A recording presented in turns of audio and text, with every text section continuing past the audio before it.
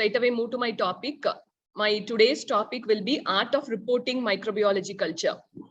So as clinical microbiologist, our primary foremost important duty is guiding the clinician in treatment decision making. So this we do by releasing a proper culture and sensitivity report. Though there are a lot of investigations which is done in the Department of Microbiology, I feel culture and sensitivity report is the most important aspect of our profession. And giving a proper report to the clinician guides them in deciding the treatment of their particular patient. And especially in this era of antibiotic resistance, the state of antibiotic resistance which is present today may be because of not delivering a proper microbiology report. This may be because in a country like India, where not all the laboratories are manned by medical microbiologists, where reporting of culture is being done by specialties other than microbiology, and sometimes even by non-medical people, the importance of this culture report is not known to the clinician, and sometimes even microbiologists, we also fail to realize the importance of giving a proper report. So this presentation, I just want to highlight the importance of giving a proper culture and sensitivity report so that we can guide the clinician in their treatment protocol, as well as we can also play our part in antimicrobial stewardship. So by giving a proper report, we can guide the clinician in deciding on the treatment protocol, which antibiotic, first of all, whether the patient is suffering from a real infection, whether the infection has to be treated, in case the patient needs treatment, what is the right antibiotic which will be useful for the patient, and in some cases, when to stop the antibiotic or when to de-escalate or escalate the antibiotics. So before moving into the topic, I would like to show you a few of the sample reports, and I request all of the participants to please respond in the chat box. Can you see some of the sample reports here? I think you can unmute yourself. Can you see some of the sample reports which I have projected here? Can you please give your comments regarding all these reports?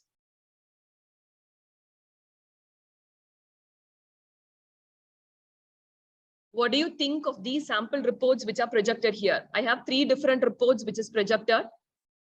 Can you all please give your comments on this? Please put your comments in the chat box.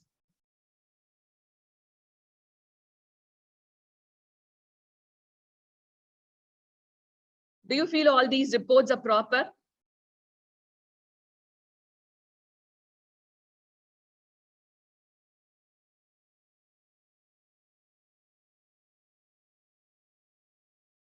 Now, what do these numbers given in the report infer to the clinician? Do they make any sense, the numbers which is given in the reports? And are you satisfied with these reports?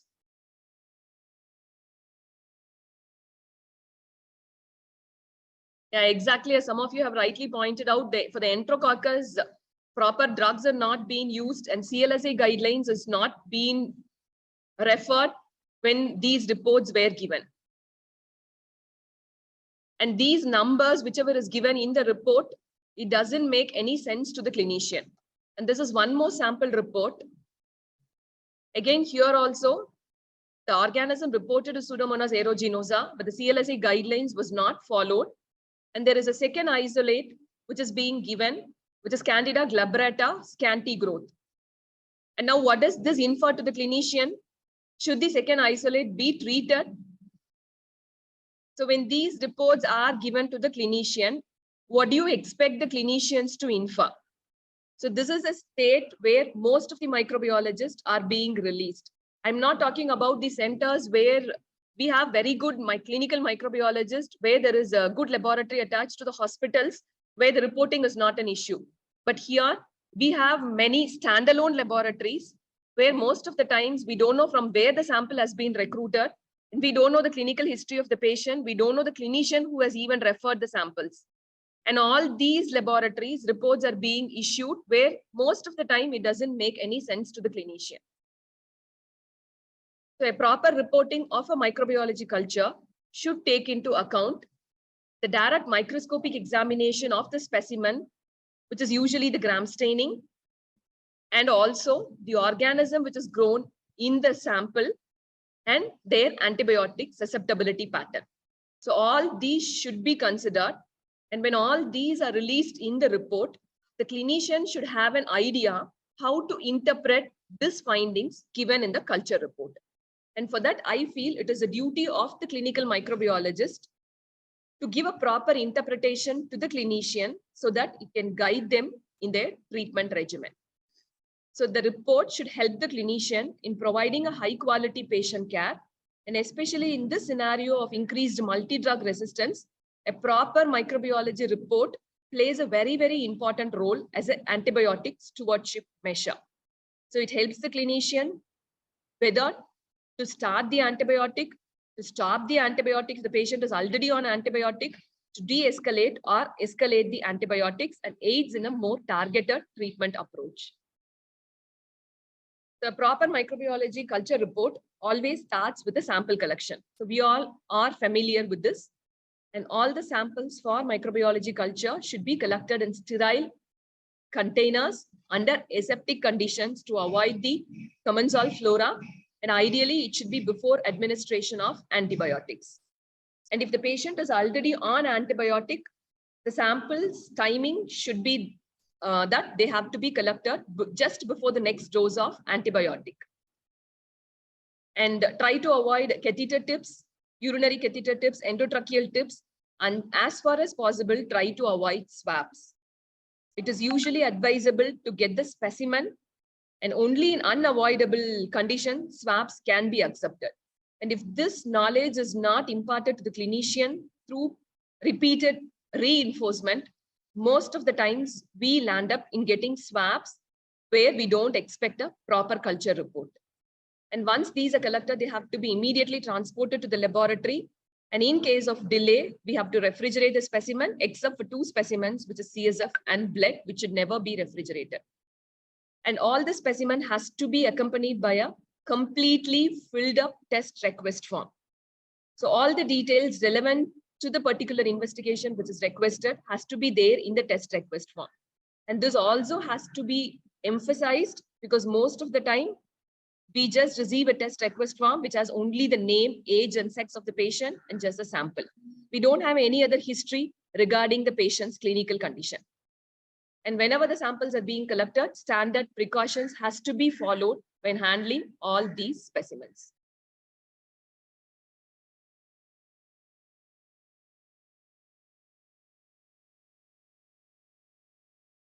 And when these reports go to the clinician has to think before they start treating the patient.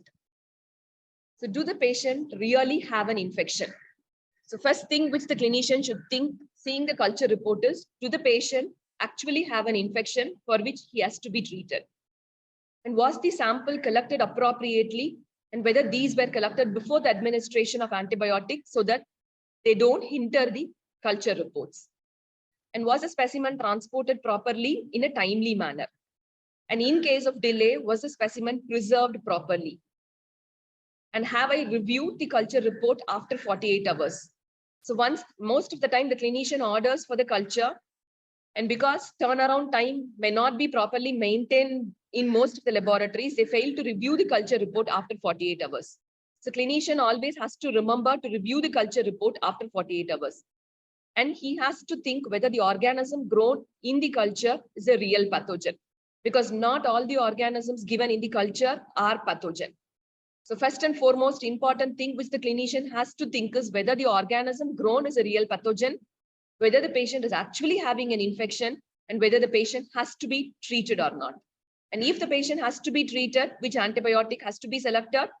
And if the patient is already on antibiotic, he has to review it after 48 hours to know whether the antibiotic can be stopped, de-escalated, or escalated. So these are the important points which has to be thought by the clinician before treating the patient or before changing the course of the treatment for his patient. And as a clinical microbiologist, we have to think before releasing the report whether all these queries are addressed in our report and whether your report can clarify the queries of the clinician. So here I would like to discuss few case scenarios. I have tried to keep my presentation as basic as possible.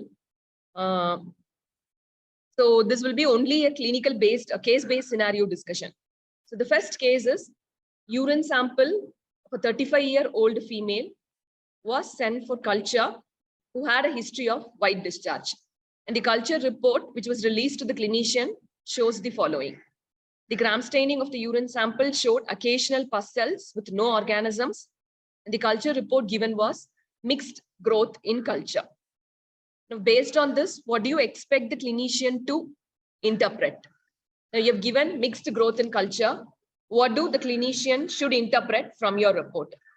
Whether there is mixed growth of pathogens, where the lab was not able to identify the mixed growth, which means a patient is suffering from an urinary tract infection and for which he can start an empirical antibiotic or the antibiotic of his choice, or what he has to infer.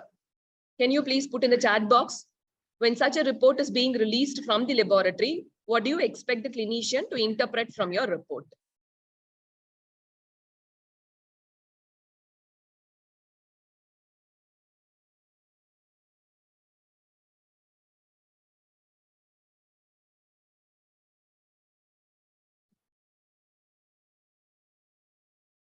Confusion, no interference can be made, resend a fresh sample, contamination during collection, treatment not required, isolate the pathogenic growth from culture. So as microbiologists, we know mixed growth means sample collection was not proper. But are the clinicians aware of this? So when a report is just given as mixed growth in culture, the clinician, each one of them has their own way of interpreting the report. So some may think there was a urinary tract infection with a pathogen where the laboratory was not able to identify them. So he can start the antibiotic. Therefore, whenever these types of reports are being released from the laboratory, make a point to give a proper comment in all your reports.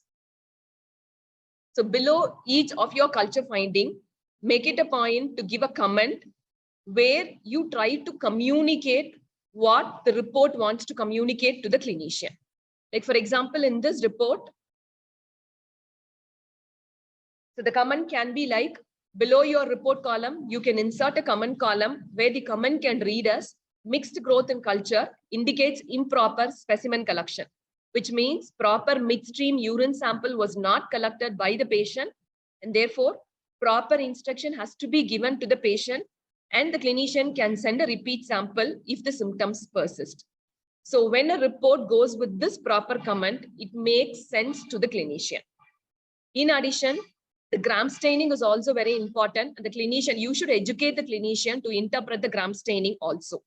As far as urine sample is considered, gram staining doesn't play a very important role, because even when you comment the presence of pus cells in the gram staining, not always just the presence of pus cell indicates significant urinary tract infection. And therefore, whatever you want to communicate to the clinician, if you can put all these points as comments in your report, it carries a proper sense, and the clinician can also understand what you're trying to communicate to them. So when such report is released to the clinician can very well understand the mixed growth in the report indicates improper sample collection. So they have to give proper instruction to the patient, because most of the time laboratory personnel, we don't come in direct contact with the patient. It is a duty of the clinician to educate their staff, who has to educate the patient on the proper sample collection. And once a proper midstream sample has been received in the laboratory, most of these confusions can be avoided. Coming to the case scenario 2, again, same urine sample, gram stain shows no cells and no organisms. And the culture report is as follows. 1,000 colony forming units per ml of Escherichia was grown in the culture, and the following AST report was released from the laboratory. Now, what do you expect the clinician to interpret from this report? Do you want the clinician to treat his patient or not? What are you trying to communicate through your report?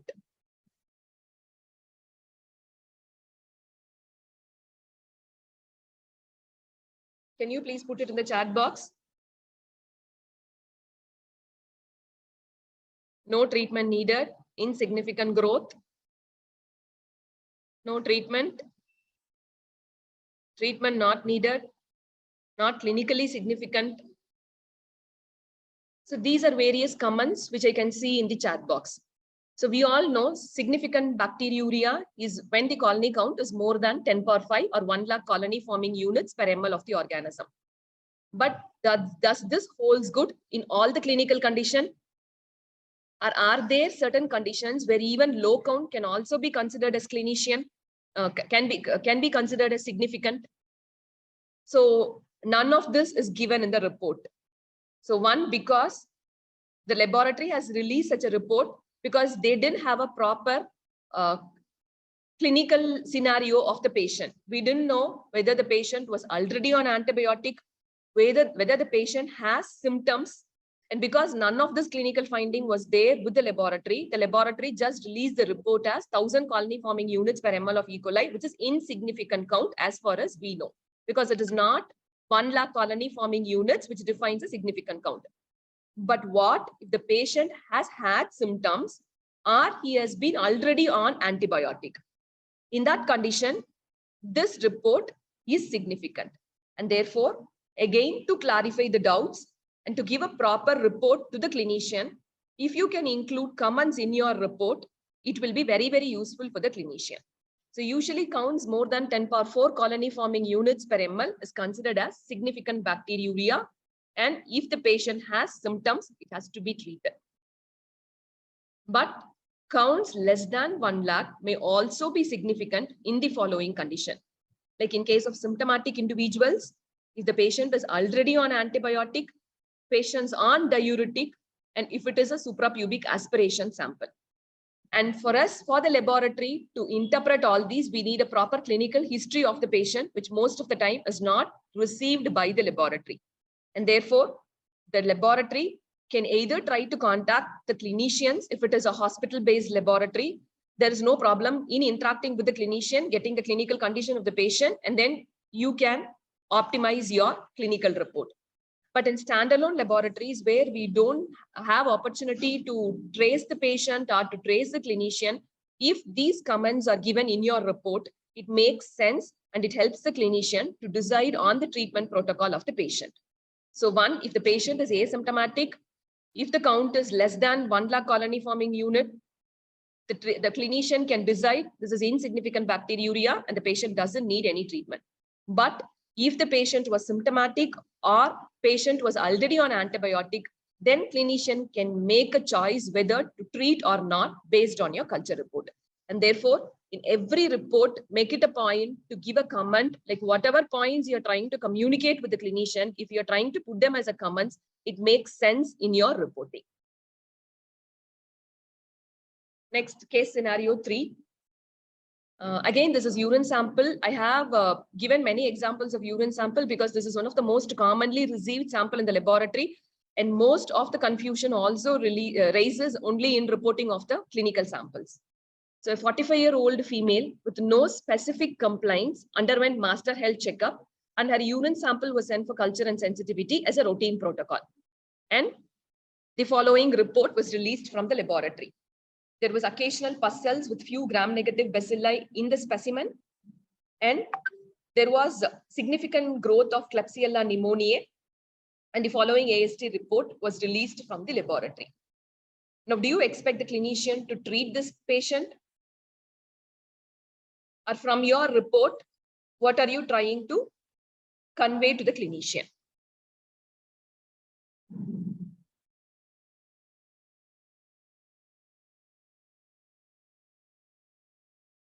So some of you have mentioned yes, which I can infer as the clinician has to treat the patient.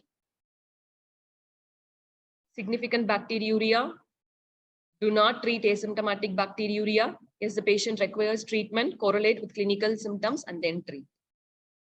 So again, if you go back to the clinical history, here, the history is very well written. The patient had no specific complaints, but just as a routine master health checkup, urine culture was sent. And therefore, because it is very clear patient didn't have any symptoms, even though the urine has grown significant bacteriuria, there is no need to treat the patient. So again, that you try to communicate to the clinician by putting a comment in your report. So presence of pus cells in the urine do not always indicate urinary tract infection. Asymptomatic bacteriuria or even candiduria doesn't require treatment even if a count is significant. All these, if you're not putting in your report, it is very, very difficult to the clinician to make a proper clinical treatment decision protocol for his patients. Because we all know when we did our graduation, we were exposed to microbiology only in the second year. And after that, we were not exposed to, or we were not, we didn't have exposure to learn microbiology culture reporting. Just when we studied our microbiology in the second year, we learned about microbiology, we learned about bacteria, we learned about various clinical syndromes. But during our graduation period, we didn't have exposure on reporting of the microbiology culture. So each of the clinician will have their own decision making after seeing your culture report.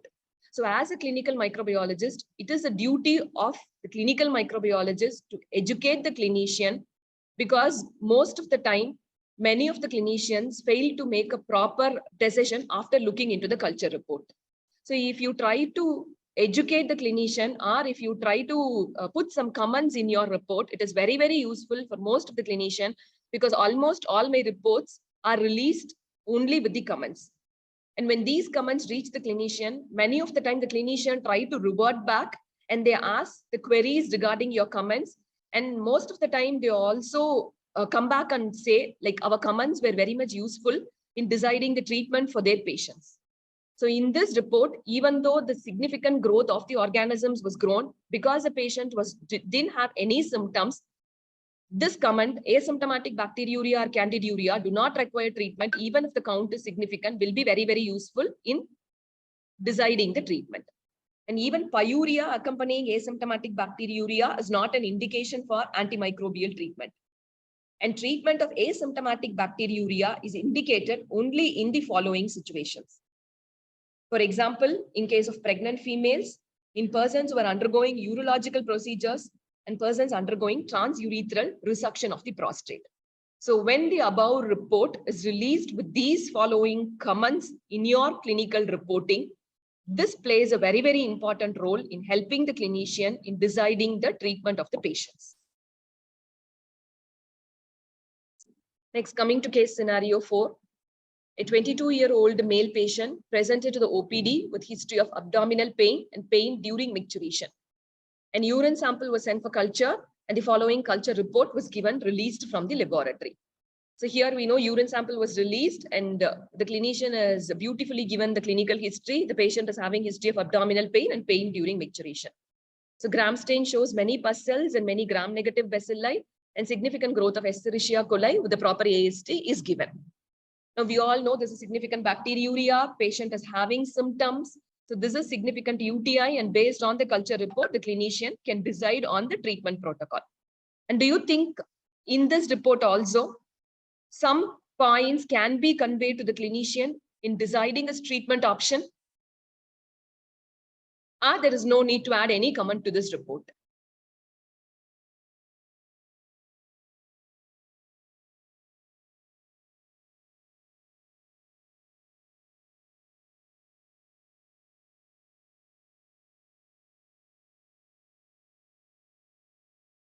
So yes, the organism is a eosinophil producer. So comment on the resistance pattern of the organism can be given.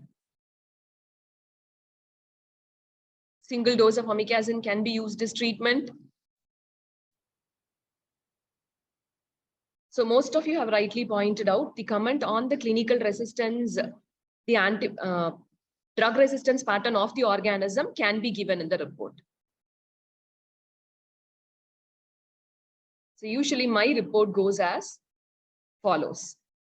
So the first comment will be the patient has significant bacteriuria along with symptoms which warrants treatment. And when the clinician is considering the treatment options, one is, I would like to give a comment on the intrinsic resistance of the organism. So whatever organism I am reporting, I always try to give the intrinsic resistance comment regarding the organism, so that the clinician knows what are the antibiotics which should be avoided when treating that particular organism. And again, as most of you have pointed out, the AST pattern of this organism gives a clue that it is an ESBL producing organism, which also guides the clinician deciding a treatment option. So if you can add all these comments in your report, again, it is very, very useful for the clinician. The next, coming to case scenario 5. Here now with the sputum sample from a 72-year-old diabetic male patient with history of cough for the past 10 days presented to the OPD. Sputum sample was sent for culture and sensitivity, and the following report was released from the laboratory. Gram stain shows many epithelial cells and occasional pus cells with many gram-positive cocci in pairs, clusters, long chain, and few gram-negative bacilli. And the laboratory has also given the growth of ESBL E. coli from the patient with the following AST report. Now, what are you trying to convey to the clinician, or what do you expect the clinician to infer from your report?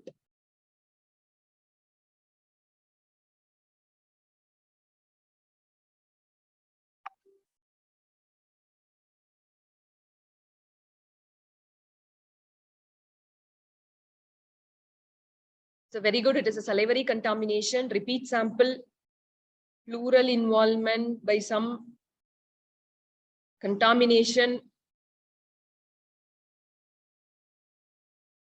epithelial cells more than 25. Please send a properly collected sample, poor quality sample. So as microbiologists, we know based on the Bartlett scoring, when more than 25 epithelial cells and few pus cells are seen, the sample indicates salivary contamination. But when this report is released to the clinician, is there any point to suggest the clinician that the specimen collection was not proper, and based on the report, the patient doesn't require any treatment and he has to send a repeat sample, because the laboratory has also released a report of a ESBL E. coli for this patient. So when such report reaches the clinician, most of the clinicians fail to interpret the gram staining. They don't know to interpret the gram staining report, and they try to interpret only the culture report, because ESBL E. coli was released from the patient with the AST. The clinicians think the patient is suffering from infection and the patient requires treatment. So all this confusion can be avoided if comments are included in your report. So the gram staining, you have to educate the clinician that whenever a sputum sample has been received in the laboratory and when the report of the sputum sample has been released, the gram staining plays a very, very important role in deciding whether the sample collection was proper or not. So based on the gram stain which was released in the patient, it indicates there is a salivary contamination and the sample collection was not proper. Sputum specimen was not received by the laboratory, and therefore whatever report has been released need not be correlated. The patient need not be treated based on the culture report. So the patient has to be instructed on the proper sample collection, and it is advisable to get a repeat sputum sample before deciding on the treatment protocol. Next, coming to case scenario 6. Pus sample from an open ulcer in a 52-year-old diabetic patient was sent for culture sensitivity. The following report was released by the laboratory. Gram staining shows many pus cells, occasional epithelial cells, and gram-positive cocci and staphylococcus grown in the culture. So with the following AST. Now, what should the clinician interpret from your report?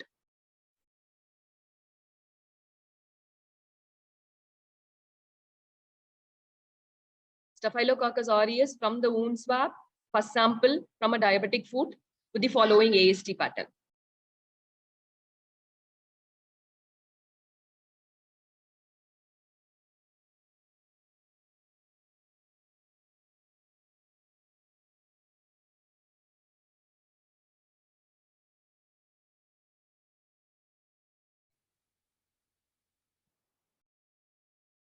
So most of you have rightly pointed out, this is an MRSA organism which is released from the laboratory. But on what basis the clinician can interpret this as MRSA? Though most of the clinicians know cefoxitin is an indicator drug for MRSA, there are still clinicians who fail to recognize the role of cefoxitin, because cefoxitin is usually not used for treatment. So most of them don't understand why cefoxitin has been kept in the report. So that has to be highlighted in your report through a comment column. And based on the cefoxitin, the organism can be classified as whether it's methicillin sensitive or it's methicillin resistant Staphylococcus aureus. And in addition, when a clinician sees the report, the first question which comes to us is why vancomycin report was not released in your culture sensitivity report. You have released a Staphylococcus aureus organism, but you have failed to release vancomycin susceptibility report. So here cascade reporting was not followed, but only vancomycin report was not released. So in that case, clinician questions you why vancomycin report was not given. So when all these queries which arises to the clinician, before he questions, you can address in your report, it makes sense in your reporting. So please give a comment on cefoxitin or oxacillin are indicator of methicillin resistance. And when cefoxitin is reported as resistant, the organism is MRSA. And also guide him, if you are reporting an MRSA organism, what are the treatment options available to him?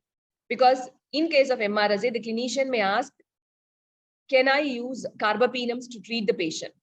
Can I use beta-lactamase inhibitor combination to treat the patient? So if all these queries are addressed in the report, like if you give a comment, MRSA organisms are resistant to all these antibiotics, then automatically clinician know all these has to be avoided when considering in the treatment protocol of the patient. And also additionally give why vancomycin has not been included in your report, because vancomycin susceptibility cannot be done by manual Kirby-Boyer disc diffusion method, because most of the laboratories do Kirby-Boyer method. Vancomycin susceptibility was not released in your report. And if vancomycin susceptibility is needed, it can be done by MIC. So if all these queries are addressed in your report, it makes sense to the clinician. It also guides them in deciding the treatment protocol for the patient. Coming to the next case, here blood culture from a case of suspected infective endocarditis was received for culture sensitivity with the following report. Now, how do you interpret? Enterococcus fecalis was grown because it is a blood culture. Direct gram staining was not performed. Enterococcus fecalis grown in the culture, and the following AST report was released. Now, do you think the clinician can understand the role of each of the antibiotics which you have reported?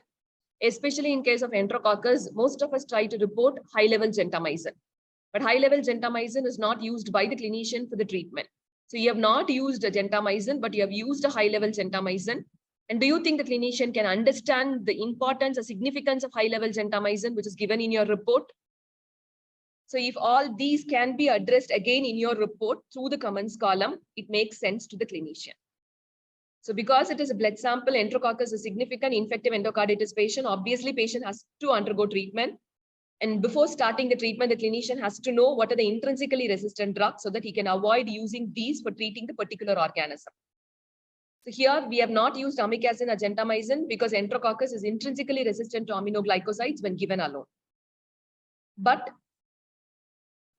enterococcus can be treated with aminoglycoside and cell wall acting agents. So that is the role of high-level gentamicin. So high-level gentamicin is a predictor of synergy between ampicillin, penicillin, or vancomycin, which are the cell wall active agents, and aminoglycoside. So if HLG is given as sensitive in the report, it means the organism can be treated with a combination agent.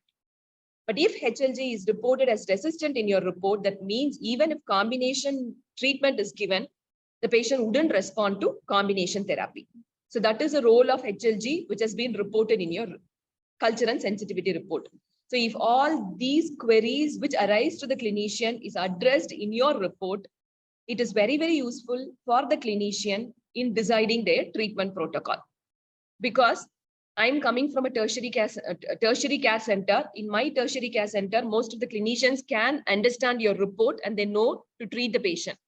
But I also work in a standalone laboratory where I receive samples mostly from the rural areas, from the peripheral areas, where patient gives a sample in a clinic and the sample has been collected by some collection centers and that has been transported to the laboratory. Most of the time, when I have a query regarding the sample collection or regarding the clinical history of the patient, I'm not able to trace back the patient or I'm not able to trace back the clinician who has sent me the sample. The clinician doesn't know to which laboratory the sample is going. I'm also not able to contact the clinician. So in all these conditions, there are a lot of queries, there are a lot of confusion when you want to report a particular organism which has grown in the culture. So in that case, to give a proper report to the clinician and also to avoid confusing the clinician, if all these comments are put in your report, it is very, very useful for the clinician in deciding their treatment protocol. Coming to the next case. Again, blood sample. A single blood sample collected from a 42-year-old male patient with fever, cough, sputum production, and elevated WBC count was sent for culture. And the laboratory has reported coagulase negative staphylococci from the blood sample, and the following AST pattern has been released by the laboratory. Now, what are you trying to infer through your report? Or what do you expect the clinician to do after getting your report? So when a report has been released without any comments, just this report has been released, what do you expect the clinician to do?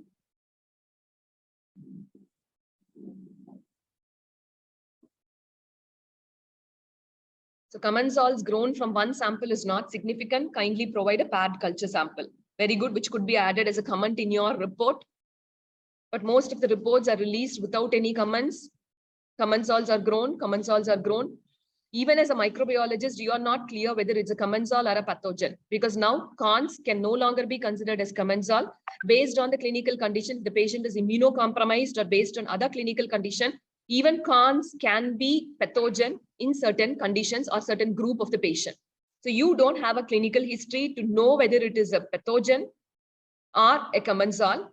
And when such report is being released to the clinician, once any report is released with the AST, the clinician thinks the organism is a pathogen and they start treating the patient. So to avoid all these confusion, if comments are included in your report, it will be very, very useful. So here you can give a comment as the pathogenicity of cons from the above sample is questionable because cons is a normal skin commensal. And most of the time, this is because of improper sample collection, because even now in most of the hospitals, contamination rate in the blood is very, very high. So once you receive cons, first point you think is about sample collection. So you don't know whether sample was collected properly, whether cons is because of improper sample collection, or whether actually cons was a pathogen based on the clinical condition of the patient. So you try to, first you consider cons as a commensal based on the Indian scenario. So pathogenicity is questionable because most of the time this is because of improper sample collection. Sample must have been collected without proper cleaning and disinfection of the skin, so which makes sense to the clinician. And moreover, only a single clinical sample was received. So at this point of time, you are not sure whether it's a pathogen or a commensal. If you have received a paired sample and both the sample has grown cons, then your interpretation would be different. But here, because since a single blood culture sample was received, again, this has created a confusion. So most commonly with this report, you give a comment as repeat sample, please send a repeat sample. And if the repeat sample also grows cons, then the isolate can be considered as pathogenic. But when you are releasing the report at the same time, also try to educate the clinician on the sample collection, especially in case of blood samples.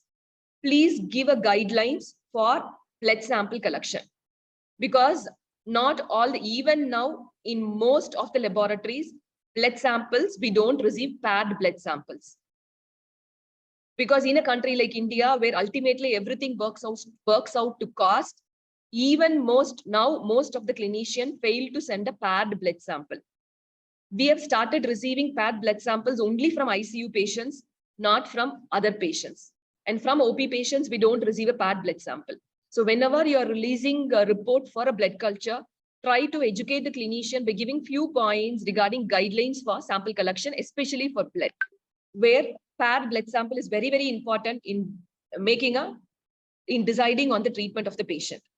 So a single blood culture bottle or even a single blood culture set is not acceptable as per the standard guidelines.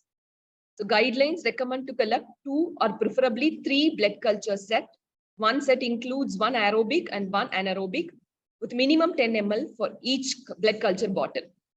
When all these guidelines are given in your report, even if you don't start getting immediately from the next day patch sample, slowly the clinician's mentality changes and it pushes them to send a paired blood sample whenever they think of sending a blood culture.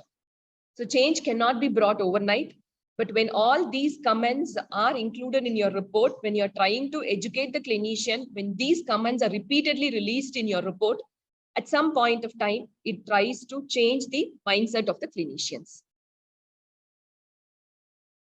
So this is my final slide. So finally, the take-home message from my presentation is, whenever you are releasing a microbiology report, please make sure your report meets the clinician's requirement. That is the obvious goal of running a microbiology laboratory. It should not be like because you are running a laboratory, you are doing culture, you are processing the sample, whatever has grown. It is not your responsibility to correlate clinically and just release a report. If possible, wherever possible, try to establish a communication with the clinician, rule out your doubts, and then try to give a proper report. Even if you're not able to contact the clinician, if you're including the comments in your clinical reports, it makes sense in your reporting.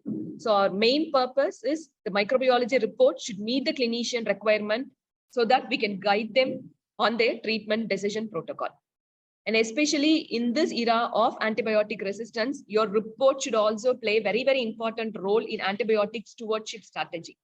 Whenever possible, try to do cascade reporting, or with a proper report, educate the clinician or let the clinician know first whether the organism which is grown in your report is a pathogen or a commensal. And if it is a pathogen, whether the patient needs treatment or not. And if the patient needs treatment, what are the right choices of antibiotic which he can select from your culture report, and also try to give an impression on the antibiotic resistance pattern of the organism whichever is grown in your reports. So by this, I think a proper microbiology report can be given to the clinician, and the importance of clinical microbiologists will also be very well felt by the clinician. At some point of time, the clinician will try to revert back to us and clarify our queries. So with this, I end my presentation, and I once again thank Dr. Neeraj Jain sir for giving me this opportunity to address in this August forum. Thank you all. So what is pneumonia? It's a serious public health problem. It's associated with high mortality and morbidity rates. And it results from an infection process. It starts from the lower airway and goes up, and it goes lung parenchymal infections. Mostly the hospital acquired infection has got high mortality, more than 20%. And if it is community acquired, it is like almost less than 10%. So what is the importance of the topic? We are living in an era of multi-drug resistance, and most of the critically ill patients, they harbor a microbiological organism at the time of admissions or after getting into ICU admission. Hence, it is a must that all intensivists or who are dealing, all the clinicians, they must have a sound knowledge in the microbiology of the organism. So let's see the definition. What is community acquired pneumonia? That is like any patient who is getting admitted into the hospital or an ICU, within 48 hours, if the culture is getting positive, it is considered as a community acquired pneumonia. But whereas what is healthcare associated pneumonia? It's the same thing, like within 48 hours, if the patient is culture proven for an organism, but the patient is shifted or transferred from another hospital facility, or a patient who is receiving a hemodialysis, or the patient is having a punctured wound, or a patient who is having an infusion therapy in the house or as an outpatient basis for at least 3 days in past 90 days, or any patient who is having immunodeficiency or receiving a chemotherapy. So what is hospital acquired pneumonia? These are the patients who came positive after the admission into the hospital more than 48 hours. But whereas in ventilator associated pneumonia, it is like developed in patients who are mechanically ventilated and more than 48 hours of the admission into the hospital. So coming to the ventilator associated pneumonia, it is like, as I've told, more than 48 hours, ventilated patient in ICU, they develop a culture positive, that is ventilator associated pneumonia. So early onset Bab and late onset Bab. See, being a ICU consultant, I'll be happy if my patient develop the first days rather than in the next more than 5 days. Why? Because in first days, the most common organisms are Streptococci, H. influenza, or MRSA, but they are more susceptible to the antibiotic rather than the late onset. Late onset, the notorious ones will come: Pseudomonas, Acinetobacter, MRSA, ESBL, Klebsiella, E. coli, Enterobacter. These are more antibiotic resistant. So early onset VAP, the outcome is much better than a late onset VAP. So what is the role of microbiologist in ICU? It is sharing the microscopy and critical results at the earliest, and discussing the case with the clinician and sharing the microbiological knowledge. Just like Madam's previous presentation, they can give a comment. They can discuss the case with the clinician so that we'll get an idea which antibiotic to be used, which should not be used. So understanding the diagnostic test, awareness of the drug resistance patterns, and rapidly identifying the outbreaks, and also in infection control. So hospital antibiogram. Every hospital must have an antibiogram to know the locales. The locales means the local organisms and the antibiotic resistance of those organisms. So an enhanced antibiogram should be available in every hospital, and it should be prepared and circulated at least annually. Preferably, if it is like in 6 months, it will be well and good. It helps in targeting the resident pathogens in the ICU, and we can start empirical therapy accordingly. And it helps in analyzing the trends, changing the susceptibility pattern, and also the ICU-wise distribution of MDR pathogens like MRSA. So this is the antibiogram of our medical college, which Mathavi madam has prepared. So in which, according to the trends, it is like more of Pseudomonas, approximately around 16%, E. coli almost 15%, Klebsiella 13% approximately, and Staph aureus around 8%, and urinary gram-negative bacilli around 26%. This is the antibiogram pattern of our college from the December 2021 to July 2022. So if the clinician knows this pattern, so once the patient get into the ICU, we can correlate with this data for treating the patient. So that is the importance of antibiogram in each hospital. So now coming to the risk factors of BAP. So most of the cases in ICU will be intubated, along with that Ryle's tube will be there or nasogastric tube will be there. That is the most critical area.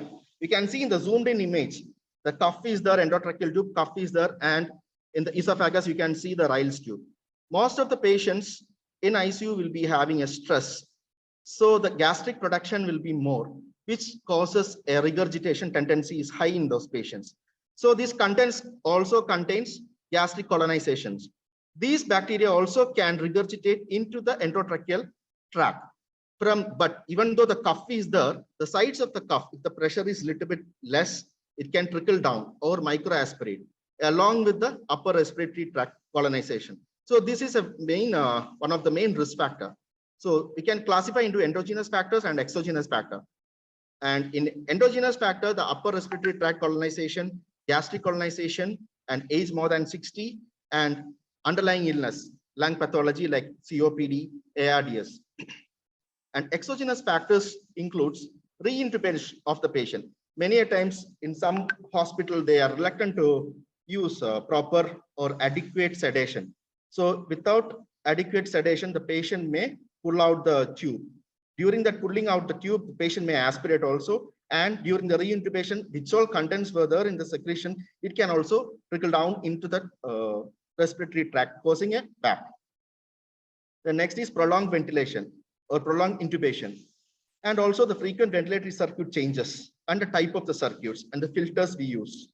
And always prefer a humidified circuit so that the air will be humidified. And also the problem with the humidifier is also that the tube may condense that humidified air and the water can stagnate in the tubes. In that cases, we have to change the tubes, or else that water, that moisture can be a medium for the bacterial growth. And also closed and open aspiration, as I've told before. Closed aspiration, it occurs through the regurgitation of the NG tube. And continuous supine position. If the patient is lying supine, there is high chance of aspiration due to the gravity effect. And also the enteral feeding. Enteral feeding causes high risk of BAP, but we can't deny the patient without enteral feeding. So it has to be done in a proper way. and it should not be like fed over. The patient should not be given more than the adequate enteral feed, because the high chance of regurgitation is there. And also it is common in chest surgery and burns patient and tracheostomy patients. And one thing which I should have told first itself is the improper hand washing by the medical professional. Even now, in many hospitals, which I visit also, they don't have the proper hand washing technique, or they don't follow it. Before touching the patient or anything, including the monitors, ventilators, whatever, before and after touching, we have to follow the 5-step hand washing technique. First and foremost, if a clinician or a ICU staff or any paramedics who enters into the ICU, it should be a routine that they have to first wash the hand with betadine solution, followed by hand sanitization before and after touching the patient. Use of H2 blockers and PPIs, it's a controversial topic, because we have to give PPIs for the patient because already the patient is in a stressful condition. So in order to decrease the secretions, acidic secretions, we have to give PPIs, but still it's in a controversial. Paralytic agents and sedation. Since the paralytic agents and sedation causes the reflex, cough reflex and regurgitation reflex minimize, so try to give with caution. Now coming to the diagnostic triad for the VAP, the pulmonary infection, the signs like fever, purulent secretion after the intubation or through the suctioning through the endotracheal tube, and also leukocytosis with the bacterial evidence of pulmonary infection and radiological suggestion for the pulmonary infection, either CT or a chest X-ray, bedside chest X-ray. So either two of this criteria is observed, then there is high chance of diagnosis VAP. There is like 69% of diagnosing sensitivity and specificity of 75% of chances of diagnosing if two criteria is fulfilled. Now coming to the etiological agents of Bab, usually the common organisms are like gram-positive bacteria like Staphylococcus aureus, Streptococcus species, Coagulus negative Staphylococci, gram-negative bacteria.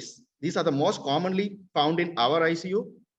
Pseudomonas aeruginosa, Acinetobacter species, Klebsiella pneumonia, E. coli, H. influenza, Enterobacter, Serratia. Then other bacteria include anaerobes, Enterococcus, Moraxella. Then viruses very rarely present, influenza virus, herpes simplex virus, cytomegalovirus, very rarely presents, and fungi like Aspergilla, then Candida species, Pneumocystis carinii. Virus and fungi are not that common, but gram-negative bacilli is the most common. Now coming to the severity of the VAP. Severity of the VAP, like it depends on first and foremost the host immune system status. Since the patients we receive is being a tertiary care center, patient will be partially treated outside, already in ventilator for 2 or 3 days and will be shifted. Most of them at presentation itself will be with a VAP. So and also patient will be on other drugs which can alter the immune system, and also patient may be immunocompromised like a diabetes or any other therapy. So most of the case we receive in like cases are very sick, and already when we receive itself, it will be MDR pathogens. So host immune system is one of the main thing, and underlying lung pathology like COPD, ARDS, all these depends on the factors determining the severity, and accurate and rapid clinical and laboratory diagnosis, which helps us to overtake this burdens, and appropriate antibiotic therapy. And also in microorganism, the antibiotic susceptibility should be, and the virulence of the pathogen should be known by the clinician or the intensivist, so that we can overcome that burden. So now coming to the microbiological challenges in ICU. See, limited time and narrow window for a clinician or an intensivist. What we face is that while the patient is coming, we don't have the time period, or very narrow is the time. So immediately, as soon as possible, we get the report, we can use the appropriate antibiotic and prevent the VAP. And delay or failure of diagnosis, which leads to the death of the patient, is a catastrophe. So inadequate tissue penetration of the antibiotic, because most of the cases may be in septic shock also. So in that case, the tissue penetration of the antibiotic may be less, and suboptimal drug metabolism. Due to sepsis, the patient may have compromised hepatic enzymes, or the renal metabolism may be compromised. So drug elimination also is a problem in such cases. And coming to the high antibiotic cost and resistance. See if the patients attenders are feeling that, okay, you are not able to pay so much. So adequate dose of the antibiotic sometimes may not receive the patient. So we have to compromise in that way. In that case, it may lead to a resistance of the antibiotic. Now coming to the lab diagnosis, the quantitative or semi-quantitative culture, which take at least 48 hours or more. Next option is the gram stain, screening of the infection, for the screening of the infection. And okay, we can go for a guide, initial antibiotic therapy, or a guideline we can make with a gram stain, but it's still controversial. And one more thing is the microscopy examination of respiratory secretion. Still, it's a controversial, but we'll discuss about it. And molecular methods, they are the best methods, but cost effectiveness is again an issue. They are quick and able to initiate rational antibiotic therapy of the patients with BAP. So the best option is like we can go for the molecular methods, which diagnose within the 6 hours. So coming to the culture and sensitivity, we are taking the quantitative or semi-quantitative culture. The high sensitivity is for the endotracheal aspirates, followed by the bronchoalveolar lavage, then mini BAL or the blind bronchial sampling, and protected specimen brush, PSB. BAP is unlikely with the bacterial burdens if it is below the thresholds. The protected specimen sample or PSB less than 1,000 colony forming unit per ml, or a bronchoscopic alveolar lavage fluid less than 10,000 colony forming unit, or an endotracheal aspirate less than 1 lakh of colony forming unit per ml. Coming to the gram staining, how it can help a clinician. The endotracheal aspirate is negative, then we can, and the prescription of the antibiotic can wait until the culture report is available. So BAP is unlikely if the culture, gram stain is negative, and PSB, if it is positive, the antibiotic therapy can be initiated based on the result of gram stain, since it's very likely that the patient may have BAP. And if the PSB is negative and gram stain is positive for the ETA, the antibiotic therapy can be initiated depending upon the severity. What is the clinical condition of the patient? The patient has got clinical features of sepsis, like tachycardia, tachypnea, hypoxia, or septic shock, BP fall. In that case, with a PSB negative and a gram stain positive, we can start with the empiric therapy.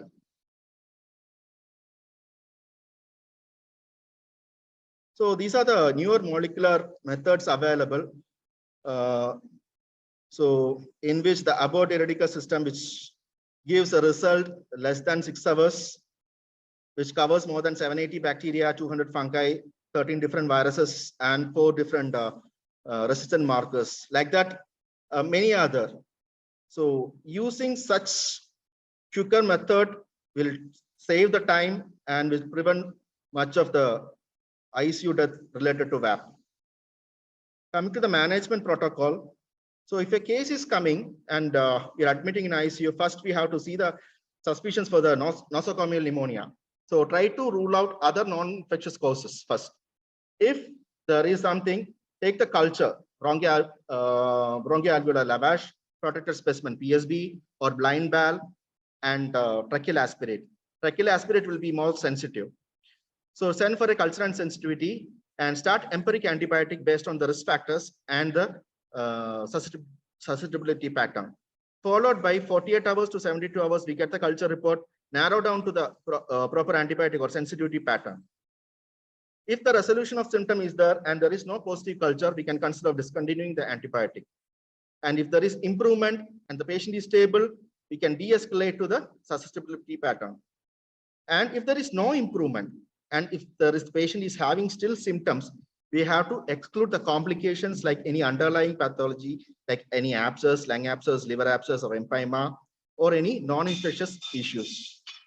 If there is, and also one thing is like we have to reevaluate the antibiotics, whether the pathogen is resistant or the antibiotic is fully covered or not.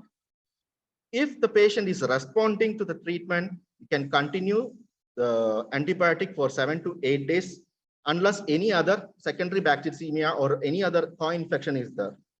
So coming to this one, what are the wrong organisms which can, a drug-resistant pathogen can be there, a mycobacteria can be there, or it can be due to inadequate antimicrobial therapy.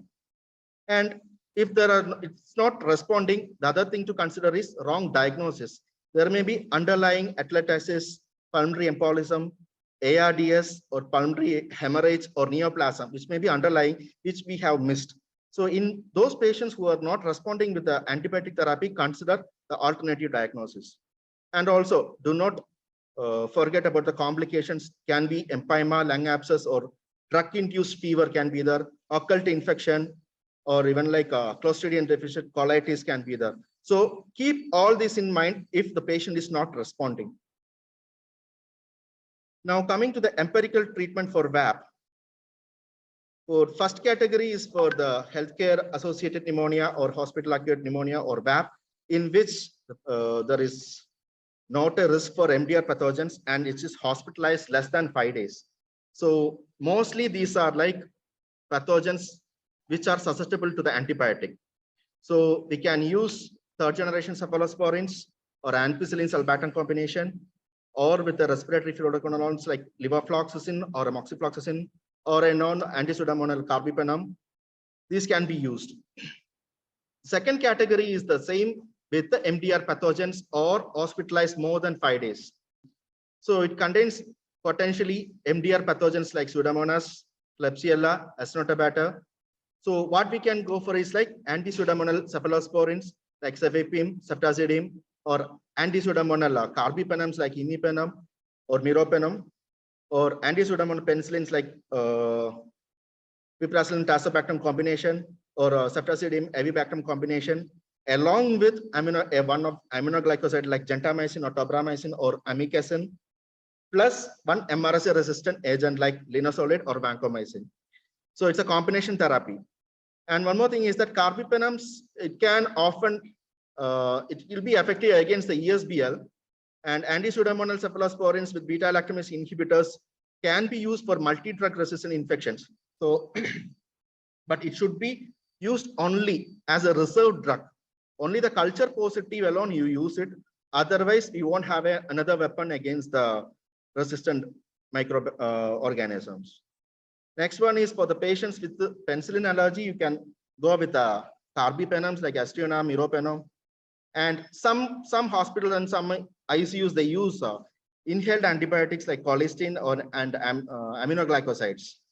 But for selected population, it can be used, but not for all cases. Now, what are the preventive measures we can use? Bab prevention bundle. So every ICU should follow the Bab prevention bundle. First and foremost is avoid intubation.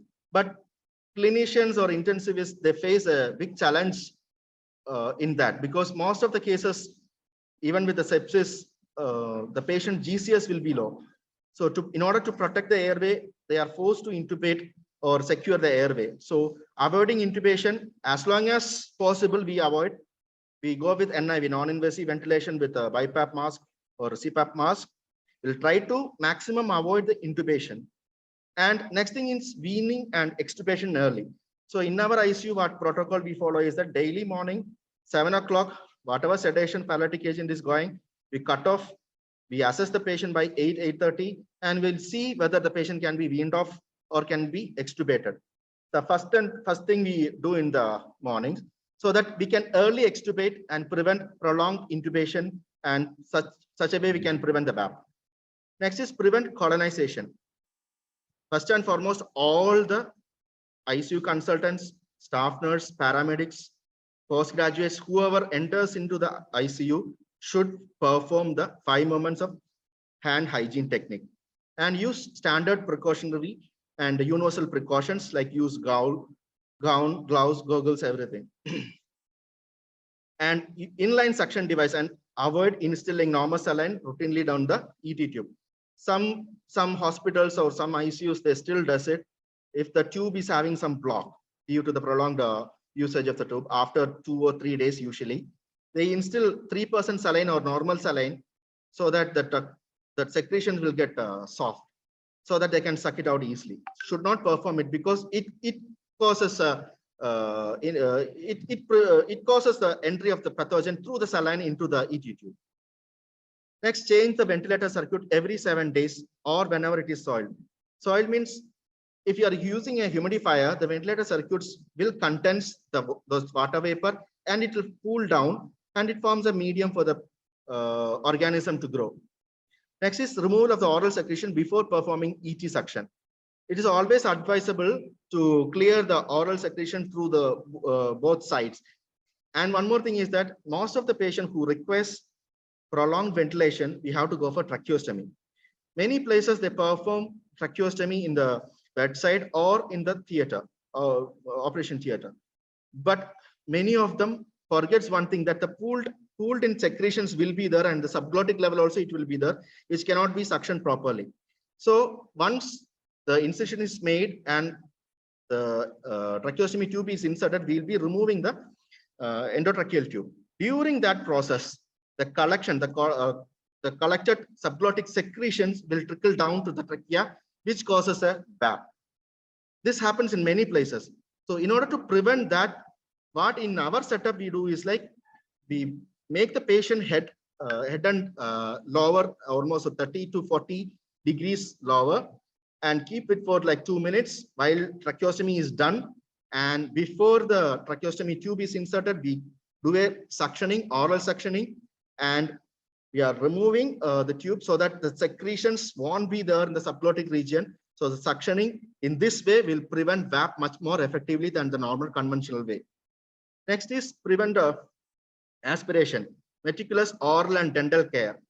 At least per day, 3 times at least if you do oral care with chlorhexidine, it prevents a VAP a lot. And drain the ventilator condensate away from the patient. Maintain safe endotracheal cuff pressures. The cuff pressure should be monitored every hourly so that we can see that the cuff is tightly engaged the trachea so that the trickling of the subglottic secretions won't be there. The most common cause for VAP is the microaspiration along the sides of the cuff. So the cuff pressure should be monitored hourly and maintain a head and elevation of 30 to 45 degrees. And other general aspect is daily sedation, weaning off and extubation, which we discussed earlier, and antimicrobial stewardship, minimize the ventilatory circuit manipulation, and do not use PPE routinely. It is there in the bundle, but one thing is that the patient is under stress, so we have to go for stress ulcer prophylaxis. So we are forced to give PPIs and also DVT prophylaxis in appropriate age groups and perform family education. That is one of the other aspects I have to discuss, is that ICU patients, family, definitely they will be having the thing of coming and visiting. But the more visitors, the more high chance of getting infection for the visitor and for also the patient. So try to avoid, close the ICU always, keep a negative pressure, avoid patient contact with other family members. Every time before touching the patient and after touching the patient, follow the hand sanitization 5 methods. So these are the, in a nutshell, hand hygiene, ICU design with a negative pressure. ICU staff should be educated, always follow the universal precaution, and also isolation of the patient. Try to avoid maximum number of visitors for the patient and follow evidence-based guidelines and reduction of the invasive techniques. So coming to the last slide, to conclude that clinical microbiology does not end with pathogen identification, susceptibility information, but it has to teach students how to, what to, and when to. So hereby I'm concluding my presentation. Thank you, sir, for giving the opportunity, and thank you, Mathavi madam, for introducing me to this forum. Thank you, Melap, for the presentation.